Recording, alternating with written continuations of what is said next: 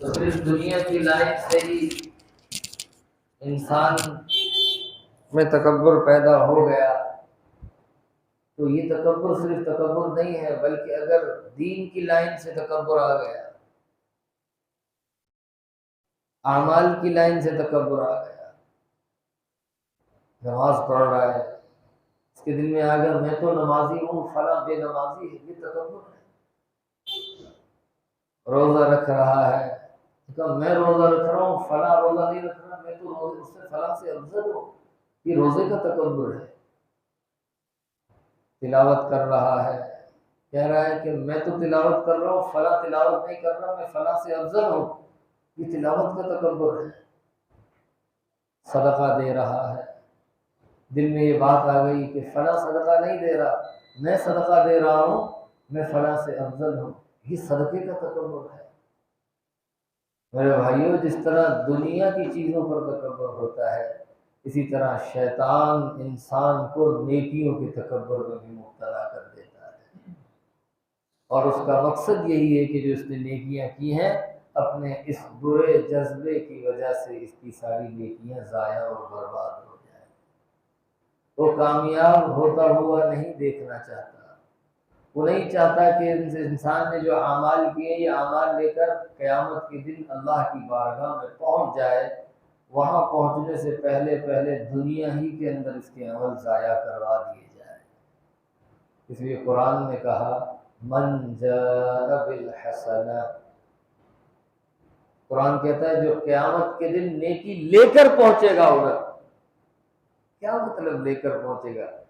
کہ جو اپنی نیکی کو سنبھالتا ہوا، تکبر سے بچاتا ہوا، کبر سے بچاتا ہوا، ریاکاری سے بچاتا ہوا، اور عاجزی کے ساتھ اور اخلاص کے ساتھ اللہ کی بارگاہ میں لے کر پہنچے گا، فَلَهُ عَشْرُ أَمْثَالِهَا، قرآن نے کہا اس کو ہم 10 گنا بڑھا کر عطا فرمائیں گے، اس کا بدلہ 10 گنا بڑھا کر عطا فرمائیں۔ تو مسئلہ نیکی کرنے کا نہیں ہے میرے بھائیوں، مسئلہ نیکی سنبھالنے کا ہے۔ آدمی نے نیکی کی، اچھائی کی، نمازیں پڑھی، روزے رکھے، تراویحیں ادا کی، اللہ کے حضور میں مسجد میں آتا رہا، لیکن غیبت کر لی، تو اس نے نیکی کر لی لیکن یہ نیکی کو سنبھال نہ سکا، اس کی نیکیاں ضائع ہو کر اس کے کھاتے میں چلی جائیں گی جس کی اس نے غیبت کی ہے۔ تو نیکیوں کو سنبھال کر اللہ کی بارگاہ میں پہنچنا، اور اس میں سب سے بری صفت، سب سے بڑا مرض، یہ فضائل اعمال ہم پڑھتے ہیں، یہ حضرت مولانا زکریا صاحب رحمۃ اللہ علیہ کی لکھی ہوئی ہے۔ یہ کہتے ہیں نا سونار کو تو سونے کو تو سونار ہی جانتے، لوہار کو تھوڑی پتا ہوتا ہے کہ سونا کیا چیز ہے، اس کی کیا قدر و قیمت۔ شیخ الحدیث صاحب کو تو وہ جانتے ہیں جو علم کے بڑے شاہکار ہیں۔ ہندوستان میں شیخ الحدیث بولا جاتا ہے تو اس سے زکریا صاحب رحمۃ اللہ علیہ مراد ہوتے ہیں، حالانکہ ہزاروں شیخ الحدیث موجود ہیں، لیکن جب شیخ الحدیث بولا جاتا ہے تو ان کو مراد لیا جاتا ہے، ان کو یاد کیا جاتا ہے کہ شیخ الحدیث، اچھا وہاں زکریا صاحب۔ جیسے ہمارے علاقے میں مشہور ہے، ہمارے نوکوٹ میں مشہور ہے، کوئی مانے نہ مانے مفتی صاحب بولتے ہیں تو مفتی شجاع الرحمان صاحب کی طرف توجہ جاتی ہے، مفتی صاحب نے کہا ہے، فوراً ذہن جاتا کہ شاید مفتی شجاع الرحمان صاحب نے کہا ہے، جاتی نہیں جاتی بھائی۔ اب اس میں ہمارا ماحول ہے، آپس میں بولتے رہتے ہیں، مفتی صاحب سے لوگوں کو فائدہ ہوتا ہے، جیسے بولتے فون بھی مفتی صاحب اچن گیا، مفتی صاحب مفتی صاحب آ رہے ہیں۔ ایسے ہی ہندوستان میں جب شیخ الحدیث بولا جاتا ہے زکریا صاحب، مولانا زکریا صاحب رحمۃ اللہ علیہ نے کتاب لکھی ہے جس میں لکھا ہے ام الامراض، یعنی انسان کے اندر جتنی بھی برے جذبات ہو سکتے ہیں، جتنی بھی انسان کے دل کے اندر خرابیاں ہو سکتی ہیں، اور جتنی بھی انسان کے دل کے اندر بیماریاں ہو سکتی ہیں، ان تمام میں ام الامراض، بیماریوں میں سب سے بڑی بیماری، کہا یعنی جو بیماریوں کی جڑ ہے یا بیماریوں کی ماں ہے، ماں مطلب وہ ایسی بیماری جو اس سے 50 بیماریاں اور نکلتی ہیں، تو حضرت شیخ نے لکھا ہے ام الامراض، وہ سارا رسالہ تکبر پر لکھا ہے کہ تکبر ام الامراض ہے، بیماریوں میں سب سے بڑی بیماری ہے۔ کہ پہلے آدمی اپنے آپ کو بہتر سمجھنا شروع کرتا ہے، پھر کرتے کرتے دوسروں کو کمتر سمجھنا شروع کر دیتا ہے۔ اس لیے میرے محترم بھائیوں، اپنے آپ کو ظاہری تکبر سے بھی بچانا اور باطنی کبر سے بھی بچانا۔ اندر کا کبر کیا ہے؟ اندر کا گناہ کیا ہے؟ کہ میں بہتر ہوں۔ اور باہر کا گناہ، باہر کا تکبر کیا ہے؟ کہ اپنے اعضاء سے، اپنی چال ڈھال سے، اپنے گفتار سے دوسروں سے اپنے آپ کو اعلیٰ سمجھ کر بات کرے۔ پتا نہیں میں کون ہوں؟ مجھے پتا ہے تو کون ہے۔ پتا نہیں میں کون ہوں؟ جو یہ کہتے ہیں کائنات کے سب سے بیوقوف انسان ہے۔ مجھے پتا نہیں میں کون ہوں؟ یعنی وہ کہہ رہا ہے کہ میرے مرتبے کا خیال کر، میرے عہدے کا خیال کر۔ ہمچو دیگر نیست جو کہتا ہے میرے جیسا کوئی اور نہیں ہے، وہ دراصل یہ کہہ رہا ہوتا ہے ہمچو ڈنگر نیست، میرے جیسا ڈنگر کوئی نہیں۔ اس لیے حضور اکرم صلی اللہ علیہ وسلم سے پوچھا گیا، یا رسول اللہ تکبر کیا ہوتا ہے؟ ہم میں سے کوئی اچھے کپڑے پہن لیتا ہے، ہمارا دل کرتا ہے کہ ہمارے کپڑے اچھے ہوں، ہمارا دل کرتا ہے یکون نعلی حسنا، میری جوتی اچھی ہو، لیکن ابھی تکبر ہے۔ یہ تکبر نہیں ہے۔ دل میں خیال آیا کہ میری چپل اچھی ہو، کوئی تکبر نہیں۔ دل میں خیال آیا کہ میرے کپڑے اچھے ہو، کوئی تکبر نہیں۔ پھر آپ نے تکبر کو واضح فرمایا۔ آپ نے فرمایا تکبر یہ ہے بطر الحق وغمط الناس۔ آپ نے فرمایا تکبر یہ ہے کہ جب حق بات سامنے آ جائے، صحیح بات سامنے آ جائے اور جانتا ہے کہ یہ صحیح بات ہے، پھر بھی اس کا انکار کر دے تو یہ اس کے اندر تکبر ہو۔ پھر بھی انکار کر دے تو یہ تکبر کی علامت ہے۔ حق بات سامنے آ گئی، صحیح بات سامنے آ گئی، اور اسے یہ علم تھا کہ جو بات کہی جا رہی ہے بالکل درست ہے، اس کے باوجود اس کا انکار کر رہا کہ میں نہیں مانتا، تو یہ تکبر ہے۔ بطر الحق، حق کا انکار کرنا، حق پر اعتراض کرنا، حالانکہ جانتا ہے کہ یہ بات درست ہے، پھر بھی حق پر اعتراض ہے۔ وغمط الناس، اور آپ نے فرمایا کہ لوگوں کو حقیر سمجھنا۔ غمط المومنین نہیں فرمایا کہ مسلمانوں کو حقیر سمجھنا۔ علماء کہتے ہیں اس میں ہندو بھی آ گئے کہ ہندو کو حقیر سمجھے گا پھر بھی تکبر والا ہو جائے گا اللہ کے یہاں، کہ کسی غیر مسلم کو بھی تو اپنے سے کمتر نہیں سمجھے۔ ابو مسلم یا ابو محمد رحمۃ اللہ علیہ، ان کا واقعہ مشہور ہے۔ بزرگ تھے، بہت بڑے بزرگ تھے، ایک قافلہ لے کر حج کے لیے جا رہے تھے۔ راستے میں ایک جگہ قافلہ ٹھہرا، کنویں سے پانی بھرنے کے لیے یا وہاں پڑاؤ ڈالا، سفر حج کا تھا، بڑے بڑے وقت کے ولی اس قافلے کے اندر موجود تھے، اور یہ شیخ تھے، ان کے بزرگ تھے، ان میں سب سے بڑے تھے۔ وہاں ایک علماء نے لکھا ہے، مولانا زکریا صاحب نے اپنی کتاب میں لکھا ہے، کہتے ہیں کہ وہ ایک یہودی تھا، وہ پانی بھرنے آیا تو اس بزرگ کی نظر جب اس پر پڑی تو ان کے دل میں ان کے لیے یہ بات آئی کہ یہ یہودی ہے، ہم مسلمان ہیں، یہ ہم سے حقیر ہیں، ہم ان سے اعلیٰ اور افضل ہیں۔ کہتے ہیں اس بات پر اللہ نے ان بزرگوں کا ایمان سلب کر دیا۔ جا کہاں رہے تھے؟ حج کے لیے۔ قافلے میں کون تھا؟ جنید بغدادی رحمۃ اللہ علیہ جیسے بڑے بڑے بزرگ موجود تھے۔ یہ خود کون تھے؟ وقت کے ولیوں کے سردار تھے، لیکن وہ ایمان سلب ہو گیا، اور وہاں پر جو اس یہودی کی لڑکی تھی اس پر عاشق ہو گئے اور ٹھان لی کہ میں نے اس سے نکاح کرنا ہے۔ جب اس کے باپ سے بات کی تو اس نے کہا کہ اس سے نکاح کرنے کی اس کے سوا اور کوئی صورت نہیں ہے کہ تم یہودی بن جاؤ۔ تو اللہ نے جب ایمان سلب کیا تو اس بزرگ نے کہا کہ میں یہودی بننے کے لیے تیار ہوں۔ حضرت شیخ نے لکھا ہے جس وقت وہ یہ بات کر رہے تھے اس وقت ان کے سینے میں 50,000 احادیث حفظ تھی، وہ ساری احادیث بھول گئے۔ انہوں نے کہا کہ اس شرط پر نکاح کرنا، اس شرط پر تمہیں بیٹی دوں گا کہ تم اتنا اتنا عرصہ میرا سور چراؤ گے، میرے سور ہیں انہیں چرانا پڑے گا تمہیں۔ تو کہتے ہیں کہ وہ اتنے بڑے حافظ حدیث اور امام القافلہ اور حج کے سفر پر جا رہے تھے، دوسرے کو حقیر سمجھنے کی وجہ سے ایسی آسمان سے پھٹکار آئی کہ اللہ نے ایمان سلب کر دیا۔ ہمارا تو معاملی، ہم تو ان کے سامنے کوئی عبادت گزار نہیں ہے، ہم تو ان کے مقابلے میں ذرے کی حیثیت نہیں رکھتے، ہم تو ان کے مقابلے میں کچھ بھی نہیں ہے، اور وہ اتنے بڑے بزرگ تھے۔ کہتے ہیں کہ جس لاٹھی سے منبر پر کھڑے ہو کر وہ جمعہ کا خطبہ دیا کرتے تھے، اسی لاٹھی سے اس یہودی کے جنگل میں سور چراتے پھرتے تھے۔ شاگردوں نے جا کر کہا کہ حضرت یہ آپ کیا کر رہے ہیں، آپ بہت بڑے آدمی ہیں، اللہ نے آپ کو ایمان اور اعمال کی وجہ سے ایک رتبہ دیا ہے۔ تو جب ایک دفعہ شاگردوں نے جا کر کہا اور ان سے بہت اصرار کیا تو یہ بیٹھے تھے، ان کی آنکھوں سے آنسو بہہ پڑے اور یہ کہنے لگے کہ جتنی حدیثیں تھیں ان میں مجھے کوئی حدیث یاد نہیں رہی، صرف ایک حدیث یاد ہے، من ارتد منکم عن دینہ فاقتلوہ، جو اپنے دین سے پھر جائے اسے قتل کر ڈالو۔ مجھے تو بس یہ اپنا جرم یاد ہے اور مجھے کچھ یاد نہیں۔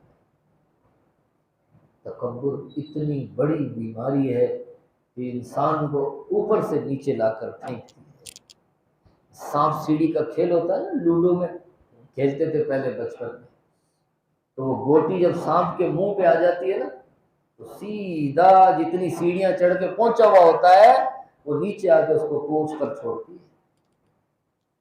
آدمی نیک اعمال کی سیڑھیوں پہ چڑھتا چڑھتا چڑھتا بہت اوپر چلا جاتا ہے، جیسے ہی تکبر والے سانپ کے منہ پر آتا ہے تو یہ تکبر کا سانپ اس کو نیچے جا کر پستی میں گرا دیتا ہے۔ اس لیے میرے محترم بھائی، اپنے آپ کو اعلیٰ نہ سمجھنا، اپنے آپ کو ادنا سمجھنا کہ میں بہتر نہیں ہوں، دوسرا بہتر ہے، دوسرا افضل ہے۔ جب تک یہ بیماری انسان کے اندر رہتی ہے، یہ کینسر چھوٹی بیماری ہے، یہ کینسر سے بھی بڑی بیماری ہے۔ کینسر تو قبر تک ہے، یہ تو قبر میں بھی جان نہیں چھوڑتی کہ تکبر کا خمیازہ قبر میں بھی بھگتنا پڑے گا اور حشر میں بھگتنا پڑے گا۔ کینسر کا خمیازہ آدمی قبر حشر کے اندر تھوڑی بھگتے گا، وہ تو کینسر دنیا میں تھا، ختم ہو گیا۔ یہ بیماری تو قبر میں بھی جان نہیں چھوڑے گی، حشر میں بھی جان نہیں چھوڑے گی۔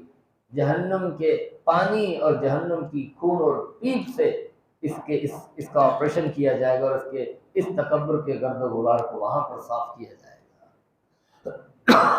اس لیے حدیث میں آتا ہے کہ جس آدمی کے دل میں رائی کے دانے کے برابر بھی تکبر ہوگا۔ رائی کسے کہتے ہیں؟ روشن دان سے روشنی آ رہی ہوتی ہے، سورج کی کرن آ رہی ہوتی ہے، اس میں ہلکے ہلکے دانے اور ذرات جو ہے نا وہ اڑ رہے ہوتے، تو وہ ایک دانہ رائی کا دانہ کہلاتا ہے۔ کہتے ہیں یہ ایک مثال ہے رائی کے دانے کہ جس کے دل میں اتنا بھی تکبر ہوگا، اللہ اکبر، اتنا بھی تکبر ہوگا، اللہ کے نبی نے فرمایا وہ آدمی جنت تو دور کی بات ہے، وہ جنت کی بو تک سے بھی محروم ہو جائے گا کہ جنت میں داخلے سے پہلے 500 سال پہلے اس کی خوشبو آنا شروع ہو جاتی ہے، اس خوشبو سے بھی محروم ہوگا، اس کا قریب نہیں پھٹکنے دیا جائے گا۔ اس لیے میرے محترم بھائیوں، دوستوں اور بزرگوں، شیطان کو شیطان بنانے والی چیز اس کی تکبر اور میں تھی۔ مال آ گیا تو تکبر آ جاتا ہے، چال ڈھال بدل جاتی ہے، میں ایسا میں ویسا۔ ارے تو کیسا؟ کئی آئے کئی گئے۔ جس عہدے پر تو آ کر کہہ رہا ہے کہ میں ایسا میں ویسا، اس عہدے پر کئی آئے کئی گئے، کئی آئے کئی گئے، اس عہدے پر کئی آئے کئی گئے۔ ہم ایسے رہے کہ ویسے رہے، وہاں دیکھنا ہے کہ کیسے رہے۔ وہ تو ادھر نتیجہ ظاہر ہوگا کہ دنیا میں تو تم کہتے تھے کہ میں ایسا اور ویسا، وہ تو وہاں معلوم ہوگا کہ میں کیسا تھا۔ ہم ایسے رہے کہ ویسے رہے، وہاں دیکھنا ہے کہ کیسے رہے، ادھر پتہ چلے گا کہ کون کتنا تھا اپنے آپ کو جو اونچا سمجھتا تھا وہ حقیقت میں تھا۔ اسی لیے اللہ نے ساری اونچائیاں، ساری رفعتیں، ساری بلندیاں وہ عاجزی میں چھپا رکھی ہیں، وہ عاجزی میں اللہ نے چھپا کے رکھی ہیں۔ اس لیے اللہ تعالیٰ علاج کرنے کے لیے کبھی پھوڑا نکالتا ہے، کبھی پھنسی نکالتا ہے، کبھی آنکھ خراب کرتا ہے، کبھی پیٹ کا درد ہے، کبھی سر کا درد ہے، کبھی بیوی بچے بیمار ہیں، اس کو جھنجھوڑنے کے لیے کہ سب کچھ تو نہیں کر سکتا، سب کچھ تیرا مال نہیں کر سکتا، اس کو جھنجھوڑتا ہے تاکہ اس کے اندر سے انا نکل جائے، اس کے اندر سے میں نکل جائے۔ کندھار مڑ سے ایک بخار پہ چارپائی پہ پڑا ہوتا ہے میں نکالنے کے لیے، یہ تو سمجھتا تھا میں پتہ نہیں کیا کر لوں گا، بخار نے اس کو گرا دیا۔ اور اگر زیادہ کرتا ہے تو اللہ یہ منظر بھی دکھاتا ہے کہ بخار میں اللہ تعالیٰ تشکیل بھی کر دیتے ہیں، چلو بھائی تمہاری واپسی کی بات ہے، اللہ نے واپس کیا ہوا، بخار تھا یار تو کچھ بھی نہیں تھا، کیا ہوا تو پیٹ میں درد ہوا تھا اور تو کچھ بھی نہیں تھا۔ اس کا معاملہ، اس لیے لوگوں کے بارے میں نہ سوچیں کہ وہ کیسا ہے، بلکہ اپنے بارے میں سوچیں کہ میں کیسا ہوں۔ میرے محترم بھائیوں، دوستوں، بزرگوں، اسلام کا مزاج ہے دوسرے کی خوبیاں دیکھنا اور اپنی خامیاں دیکھنا۔ ہم نے اسلام کے مزاج کے خلاف زندگی گزارنا شروع کی، پریشان ہو گئے، ہم دوسروں کی خامیاں دیکھنے لگ گئے اور اپنی خوبیاں دیکھنے لگ گئے۔ نتیجہ یہ ہوا خامیاں سب کے اندر ہیں، خوبیاں سب کے اندر ہیں، خامیاں سب کے اندر ہیں۔ جسے خوبی دیکھنے والی آنکھ نصیب ہو جاتی ہے وہ جانوروں میں بھی خوبیاں تلاش کر لیتا ہے، اور جس کی آنکھ خوبیاں دیکھنے سے اندھی ہو جاتی ہے اسے وقت کے ولیوں کے اندر بھی خوبیاں نظر نہیں آتی۔ اس لیے مولانا روم رحمۃ اللہ علیہ فرماتے ہیں، کیوں خدا خواہد کے پردہ کس درد، کہ جب اللہ تعالیٰ کسی کو رسوا کرنے کا ارادہ کرتے ہیں تو میں لش اندر تانع پاکاں کند، تو اللہ تعالیٰ نیک لوگوں کے پیچھے اس کو لگا دیتے ہیں، اس میں نکالتے رہتے ہیں یہ ایسا ہے، یہ ایسا ہے، یہ ایسا ہے۔ اللہ والوں کے اندر خامیاں نکالنے لگ جاتے ہیں، نیک لوگوں میں خامیاں نکالنے لگ جاتے ہیں۔ جس آدمی کی سندھی میں کہتے ہیں پھٹی آتی ہے، اور جس آدمی کی اردو میں کہتے ہیں رسوائی ہوتی ہے، جس کے لیے اللہ رسوائی طے کر دیتا ہے، وہ نیک لوگوں کے پیچھے پڑ جاتا ہے، وہ اللہ والوں کے پیچھے پڑ جاتا ہے، ان کے عیوب نکالنے لگ جاتا ہے۔ امام روم کا شعر ہے، چوں خدا خواہد کے پردہ کس درد، جب اللہ تعالیٰ کسی آدمی کے پردے کو چاک کرنا چاہتے اور رسوا کرنا چاہتے ہیں، اللہ تعالیٰ اسے نیک لوگ اور پاک لوگ کے تانا زنی کے اندر مشغول کر دیتے ہیں۔ اس لیے دوسروں خامیاں نہیں دیکھنی، اس لیے کہ اس کا معاملہ اس کے اللہ کے ساتھ ہے، اس کا بدلہ اس کو اللہ نے دینا ہے، ہمیں ہمارا بدلہ ملنا ہے۔ اس لیے ہم اپنی فکر کریں کہ میں کیا کر رہا ہوں، میں کیا کر رہا ہوں۔ اس لیے چاہے آدمی مسلمان ہو غیر مسلم ہو، کسی کو بھی حقیر سمجھے گا یہ متکبر بن جائے گا۔ ان اللہ لا يحب المتکبرین، قرآن کہہ رہا ہے ہمیں تکبر والے پسند نہیں ہیں، تکبر والا میں اکیلا اللہ ہوں، اور یہ میری چادر ہے، جس نے میری چادر میں ہاتھ ڈالا میں نازعت ہوں، اس سے لڑوں گا، اور جس سے میں لڑتا ہوں وہ کبھی بھی مجھ پر غالب نہیں آ سکتا، میں اس کو ہر میدان میں ہرا دوں گا۔ اس لیے تکبر والا ہر جگہ ہی خوار ہوتا ہے، ہر جگہ لوگ اس کی برائیاں بیان کرتے ہیں، اس کی اچھائیاں بیان نہیں کرتے۔ تکبر صرف یہ نہیں ہے کہ سلام نہیں کرتا، یہ تکبر صرف یہ نہیں کہ بات چیت نہیں کرتا، رویے بدل جائے یہ بھی تکبر ہے، اپنے تئیں اپنے آپ کو اچھا سمجھنے لگ جائے یہ بھی تکبر ہے، اپنی چال ڈھال سے محسوس کرائے کہ میں کچھ ہوں یہ بھی تکبر ہے۔ قرآن کہتا ہے وَلَن تَخْرِقَ الْجِبَالَ وَلَن تَخْرِقَ الْأَرْضَ لَن تَخْرِقَ الْأَرْضَ وَلَن تَبْلُغَ الْجِبَالَ طُولًا، نہ تو ایڑی مارنے کی جیسے زمین کو پھاڑ سکتا ہے، اور نہ ہی اپنے آپ کو اونچا سمجھنے کے ایسے پہاڑ سے بھی اونچا جا سکتا ہے، پہاڑ سے نیچے ہی رہے گا، زمین تیری ایڑی سے نہیں پھٹے گی، زمین تیری ایڑی سے نہیں پھٹے گی۔ اس لیے فرعون کو فرعون بنانے والی چیز یہ تکبر تھا. فحشر فنادى فقال انا ربكم الاعلى. اس لیے میرے محترم بھائیوں بچنا چاہیے. یہ موذی مرض ہے جس نے مسلمانوں کے اندر اتنا بڑا انتشار پیدا کیا ہے. گھر اس کی وجہ سے اجڑا. میں نہیں معافی مانگوں گا. غلطی ہوئی, غلطی ہونے کے بعد کہا کہ معذرت کرو, میں اور اس سے معافی مانگوں. یہ تکبر ہے, یہ تکبر میں مبتلا ہے بیچارہ. اور یہ جنت تو دور کی بات ہے, بقول رسول اکرم صلی اللہ علیہ وسلم کے جنت کی خوشبو بھی نہیں سن سکے گا. ہاں متکبر تو معافی مانگے گا کیونکہ تو غلطی پر تھا. معذرت کر لو, معذرت کر لو. کیا ہوگا چھوٹا بننے سے؟ من تکبر وضعہ اللہ ومن تواضع رفعہ اللہ. جو اللہ کے لیے چھوٹا بن جائے گا اللہ رب العزت اسے پوری دنیا میں عزتیں عطا فرمائیں گے. اللہ اسے اونچا کریں گے. لوگ سمجھتے تکبر سے آدمی اونچا بنتا ہے, تکبر سے آدمی نیچا بنتا ہے. کیونکہ جو اوپر اڑنے کی کوشش کرتا ہے وہ اگرچہ اڑ بھی جائے لیکن دیکھنے والوں کی نظر میں جتنا اوپر جاتا ہے اتنا چھوٹا ہوتا جاتا ہے. جتنا اوپر جاتا ہے اتنا چھوٹا ہوتا جاتا ہے. اس لیے حدیث میں آتا ہے کہ قیامت کے دن اللہ رب العزت ان متکبرین کو جو دنیا میں اپنے مال پر, اپنی چیزوں پر, اپنے بینک بیلنس پر, اپنی گاڑی بنگلے پر, اپنی دنیا کی ٹھاٹ باٹ پر تکبر کرتے تھے, اللہ فقراء کو لائیں گے اور ان متکبرین کو اللہ چونٹیاں بنائیں گے, کیڑیوں, اور کیڑیاں بنا کے اللہ ان کو میدان محشر میں چھوڑیں گے. اور جو فقراء غریب مسکین لوگ ہوں گے وہ اپنے پاؤں سے ان کو رو دیں گے ان چونٹیوں کو, کہ وہاں پہ ان کا علاج کیا جائے گا اور وہاں پہ ان کو سزا دی جائے گی. اور یہ بتایا جائے گا کہ جو دنیا میں تکبر سے جتنا بڑا بننے کی کوشش کرتا تھا آج وہ آخرت کے اندر اتنا چھوٹا بن کر لوگوں کے پاؤں تلے روندا جا رہا ہے.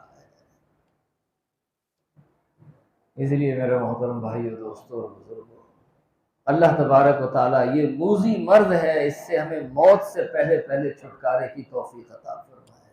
اللہ سے دعا کرنی چاہیے, اے اللہ اس کبر سے بچا, تکبر سے بچا, بڑائی سے بچا, خود پسندی سے بچا, انانیت سے بچا, اپنا خالص بندہ, عاجز بندہ بنا کر زندگی گزارنے کی توفیق عطا فرمائے. اللہ تبارک و تعالیٰ مجھے اور آپ کو عمل کرنے کی توفیق عطا فرمائے. وآخر دعوانا